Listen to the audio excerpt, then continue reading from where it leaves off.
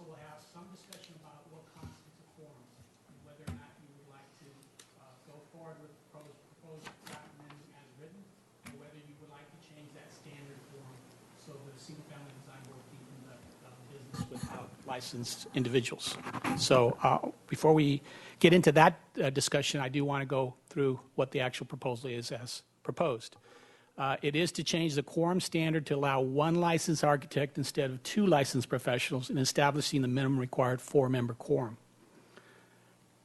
The ordinance section is written in the Single-Family Design Board, Chapter 2269, outlines what constitutes a quorum, and it identifies currently that there are four members that constitute that quorum, four of the seven-member board. Currently, we are required to have two licensed individuals, either a licensed architect or a landscape architect.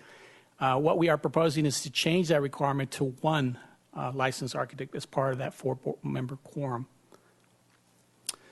So if you understand that we did try to create the Single-Family Design Board, or City Council created it in 2007, to try to mimic the ABR regulations. We didn't quite have that ordinance language identical. So right now, we don't have a similar requirement for the ABR and the Single-Family Design Board. The Single-Family Design Board standard is actually higher.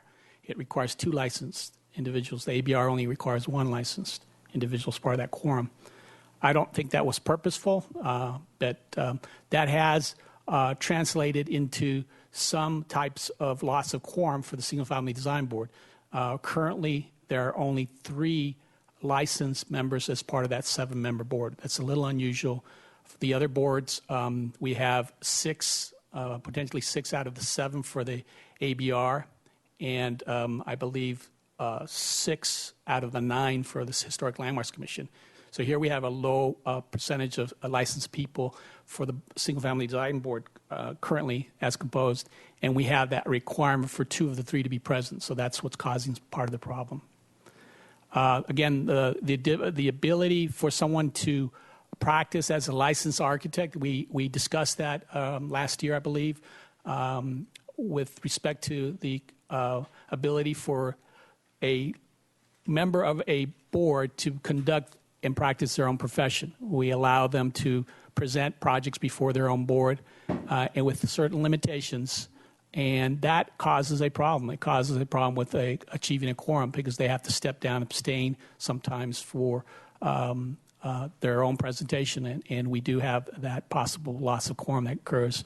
Again, the 2 architects and 1 landscape architect composition requires 2 of the 3 to be present, and that has not happened. We had, in the last 2 years, 3 meetings where that, for various reasons, did not get achieved, and we'd had to either postpone the item or postpone the meeting or actually cancel a meeting as a result of that problem. It causes some angst with the folks that were agendized, feeling that they are delayed as a result. The problem that occurred, I believe, last year is that there are summer vacations that are planned, and those are sometimes not flexible with respect to the members' schedules. So this is the current composition of the Single-Family Design Board. Again, 2 licensed architects, 1 landscape architect, and 3 persons who possess related professional expertise, and we have 1 representative public at large. So right now, 4 members are not licensed. We're not proposing a change to the composition of this makeup of this board, just the quorum requirement. The design guidelines outline specific standards that mimic the ordinance. This is an excerpt of our guidelines that were adopted by council, and I've highlighted the yellow portions that speak to the quorum issue. Again, 4 members, 2 of whom shall be either licensed architect, landscape architect, which constitutes a quorum. We also have a standard that says no project design or final approval shall be given unless at least 4 members. Again, that license requirement of 2 of the 4 be licensed in order for them to be granted a design or final approval. And the reason I raise that is that we're going to talk a little bit about that standard for quorum, whether you want to lessen it or maintain it as a requirement.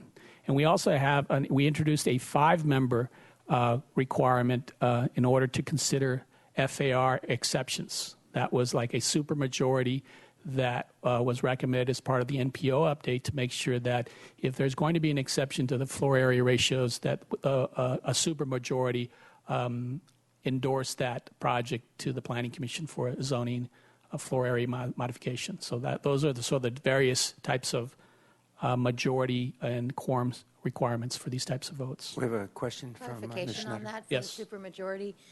Is it that 5 members must be present and you could have a split vote for that, or do all 5 members have to approve the project proposing square footage over a maximum required floor area? You have to have 5 to prove it. Oh, okay. So it's not that you need 5 quorum; you need the 5 of the 7 to actually vote in favor of the exception to that. Not what that says. And Mr. Vincent. Chair, no, it is just simply that 5 members need to be present. The concern there was that with the reduced number in the quorum of only 4 members, you could have projects that are getting approved with only 3 positive votes to override an FAR. And so this requirement in the guidelines requires that there just be 5 present so that there's a larger number of members reviewing those requests. Right, but you could still have 3 members of the 5 approve, That's true. which is not what Mr. Limon said. I stand corrected. Okay. I stand corrected. I was under the impression that we needed 5 votes for that. But you helped write it, so I believe you. So that sort of explains the different requirements for quorums. Quick question, are yes, what we're Mr. Francis. considering today change that at all? Well, I'm going to get into the next slide. All right. Okay.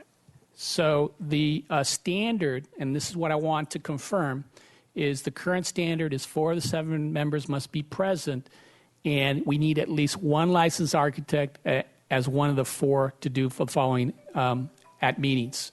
And this is what we're proposing, that we have 1 person be part of that 4 in order to, 1, get a project approval vote in order to grant a project design approval or final approval. Actually, before you go on, I want to really be sure I get this. This isn't the status quo. No. This is you're confirming what's being proposed. Yes, today, All right, thank you. if you want to go in this direction. Okay. And the reason I'll explain further in the alternate there, because there's the idea that there are more critical decisions that are made for a project design approval or preliminary, a final approval that might warrant that standard to be maintained, that we need an architect to be present as far as that vote, versus considering any other type of vote, where you're there for a concept review hearing or a review after final hearing, where there are comments that are given for that type of review, but there's not necessarily a project approval vote. So that those different types of votes will occur.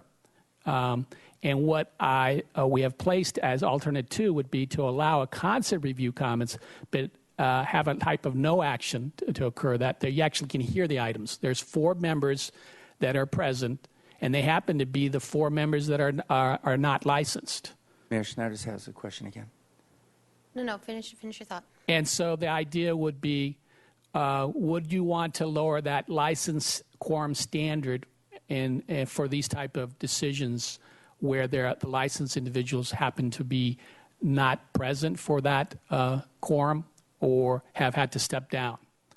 And so if we don't have that standard, we're always going to need that our architect as part of that vote, which is what we're proposing today. So do you want to change that? I think there was some support internally among our staff that thought that if you happen to lose a quorum, you still have a majority of the board, and therefore they could, in fact, hear an item, but maybe not take action to approve the project, but they could at least have some progress made with an applicant with the understanding that that type of action could not be taken, but we wouldn't just immediately cease operation of the meeting and say that we've lost a quorum, therefore we can't even hear the item.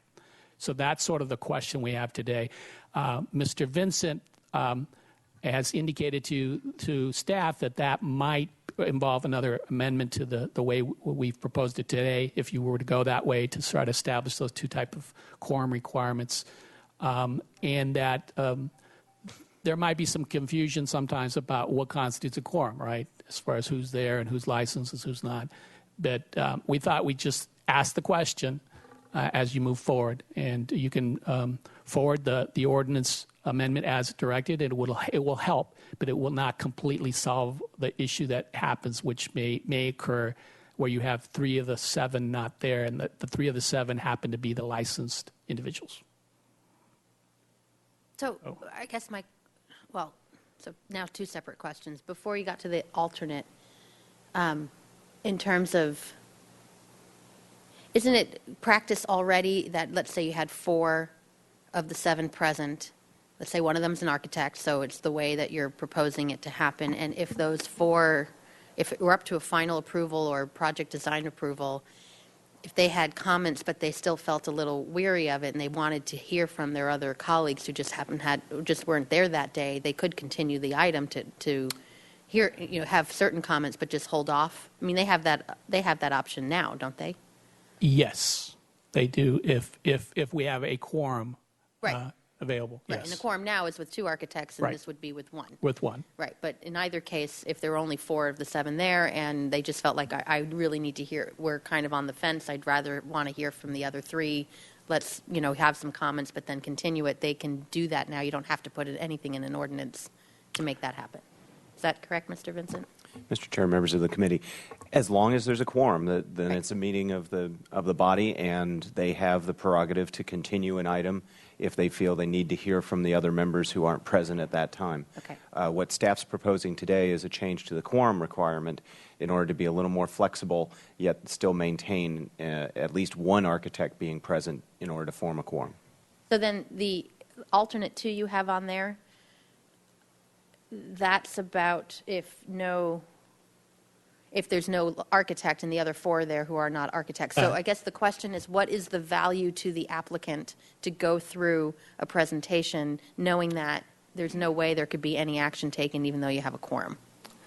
Because you're going to have to go through it all over Right. again. You in another will, meeting. however, the question becomes at what point in the review process you're there for. Obviously, a concept review is a indicator of whether the board will support the project. There are actually projects that are pretty straightforward, non-controversial, that the majority of the board will agree are appropriate to move forward.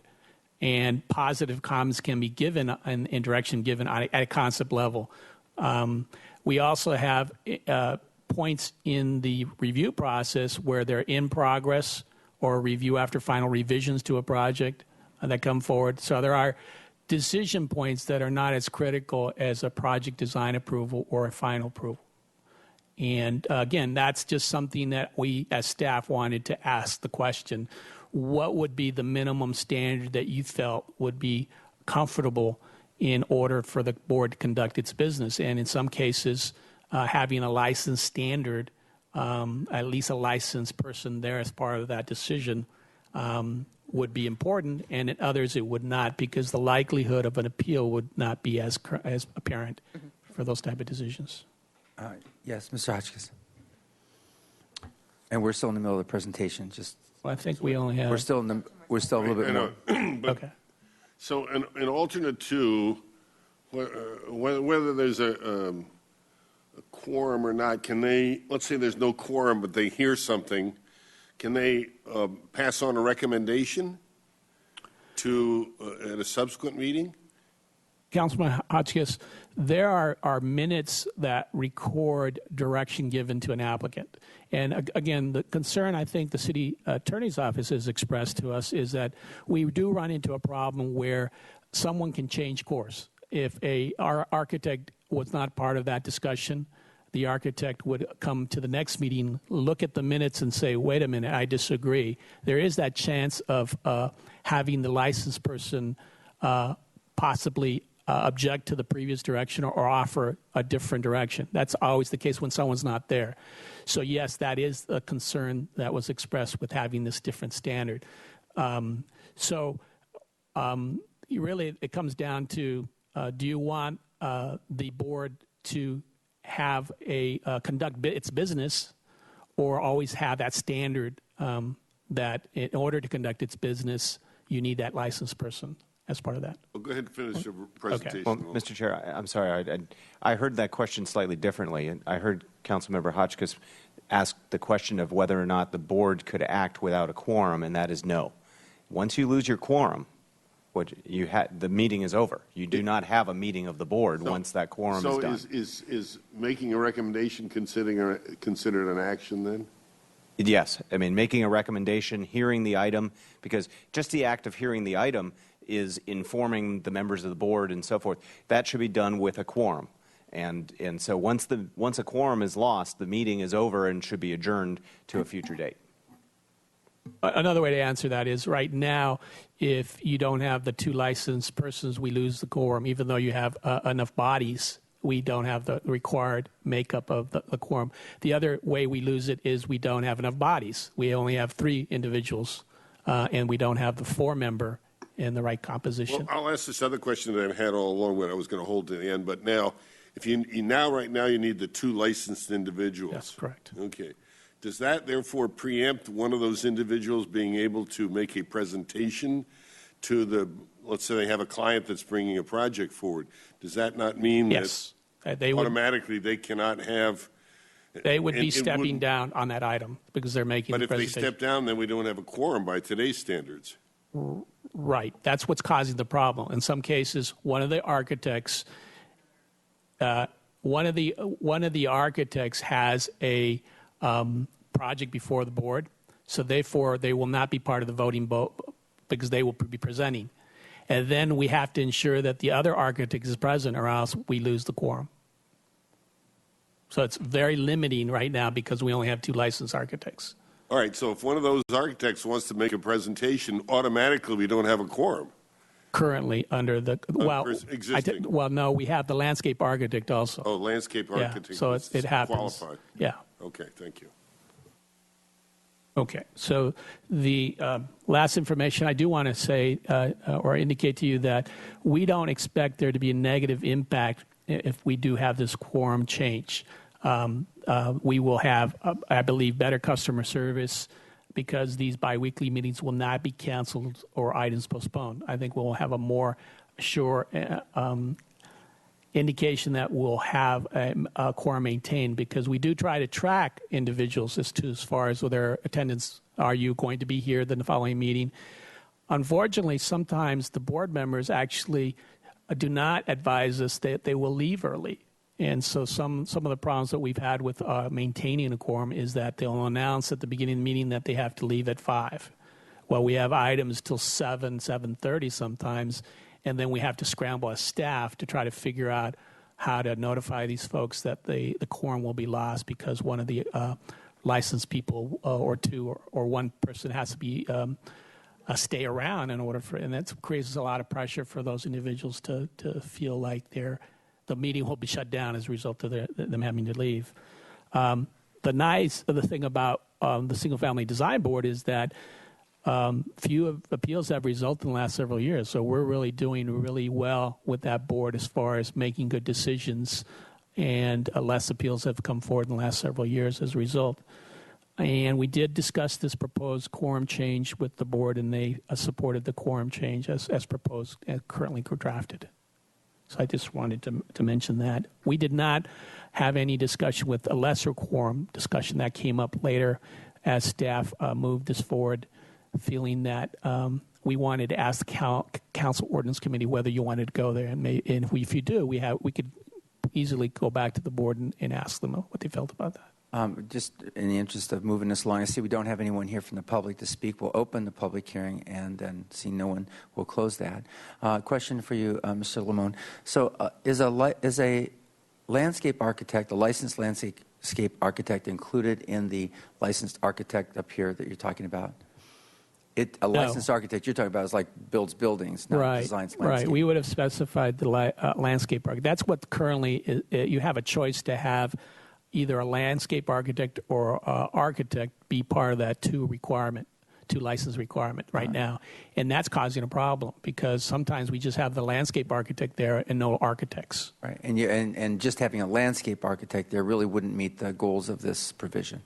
Well, that's another alternative. We at one point we said, well, we'll just eliminate or say either one can be as part of the quorum. Like That's one of the three licensed right. professionals Can could be there, either a landscape. And what was the architect. thinking behind not? I can sort of imagine it, but what was the thinking behind not allowing the landscape architect to be the one?